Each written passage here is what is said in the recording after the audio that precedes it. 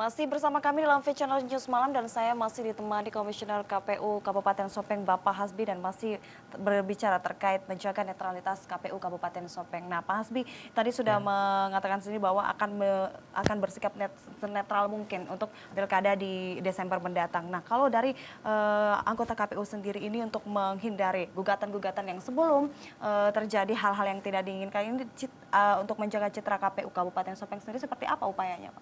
Sebagai penyelenggara kita sudah di backup oleh kode etik ya. Mungkin lembaga-lembaga negara kalau kita lihat kode etik itu, saya kira KPU lah yang paling konsisten menerapkan kode etiknya. Nah itu standar kode etik kita jelas itu menjaga netralitas itu, ya profesionalismenya. Yang kita harapkan semuanya kita bekerja semua sesuai dengan prosedur, standar prosedur kerja pemilihan kita. Oke, berarti ini sudah membuat komitmen bersama anggota KPU yang lainnya, Pak. Nah, kalau dari gugatan-gugatan sendiri yang akan muncul nantinya pasca pilkada ini, persiapan yang dihadapi dari pihak KPU sendiri seperti apa, Pak? Untuk mencegah hal tersebut. Ya, persiapan kita ya kita lakukan saja sesuai dengan regulasi yang ada. Kalaupun nanti itu ada gugatan-gugatan itu memang ada ruangnya kalau misalnya pihak-pihak yang tidak puas terhadap proses itu kan semuanya ada ruangnya, ada jalur-jalur tempuh yang harus dilakukan. Gitu. Oke, untuk peningkatan kualitas dari KPU Sopeng sendiri seperti apa, Pak? Kualitas penyelenggaraan kita alhamdulillah sampai hari ini kita terus bekerja maksimal untuk melakukan upaya-upaya untuk mensukseskan pemilu ini. Termasuk tadi itu adalah bagaimana menyiapkan daftar pemilih yang berkualitas, bagaimana menyiapkan dan melayani kedua pasangan calon, bagaimana menyiapkan segala sesuatunya dalam proses-proses kampanye, kemudian bagaimana memfasilitasi masyarakat dengan mendirikan TPS-TPS yang mudah diakses oleh masyarakat nantinya. Oke, berarti sudah sangat siap ya Pak untuk melaksanakan pilkada ini nantinya Pak. Baik, terakhir ini Pak Hasbi, harapannya untuk pelaksanaan pilkada di Kabupaten Sopeng sendiri seperti apa?